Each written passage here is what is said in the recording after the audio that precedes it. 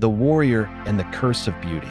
In the heart of ancient Ndemu lived a mighty warrior named Okanbi. He fought with the strength of 7 men.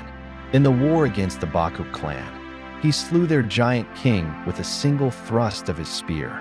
In the Battle of River Igeo, he swam across the current while arrows rained down like hailstones, slaying the enemy's chief and raising the Ndemu flag in their fortress. The people called him the tiger in battle, but all things that rise, fall. And Okanbi, mighty as he was, had one weakness: women. He had tasted the pleasures of many maidens, but none had stirred his soul beyond lust. That was until he met Liaifa. She was unlike any woman he had seen, tall and slender, with skin as smooth as rain-washed ebony. Her eyes sparkled like the river under sunlight, and her voice sounded like music played by spirits. She came from a distant land, clothed in mystery and silence. No one knew her people, and she never spoke of her past. The first time Okanbi saw her was at the Festival of Spears.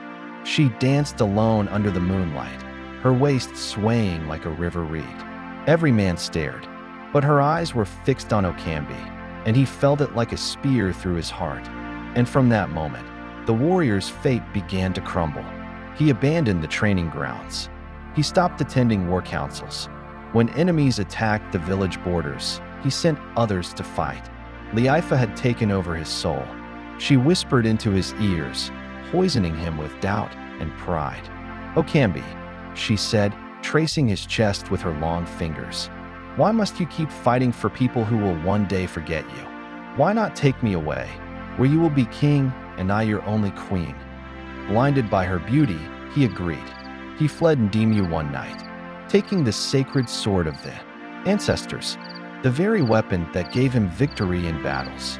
Together, they crossed forests and mountains, searching for a land to call their own.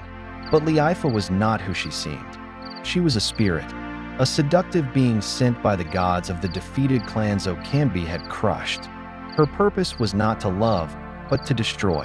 One night, while Okanbi slept under a baobab tree with her beside him, Liaifa rose and chanted strange words.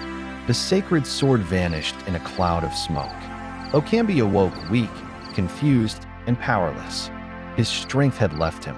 His eyes dimmed, and his limbs trembled. Liaifa laughed. Her voice echoed like thunder. "You destroyed many for pride. Now, your end comes not by the spear, but by the tongue of a woman." She disappeared into the darkness. Okanbi crawled back to Ndemu, broken and disgraced. The warriors who once sang his praises spat at him. The king stripped him of his title, and the young boys who once dreamed of becoming like him mocked him in the streets. He spent his last days as a shadow, wandering the market square, telling children never to trust beauty without wisdom.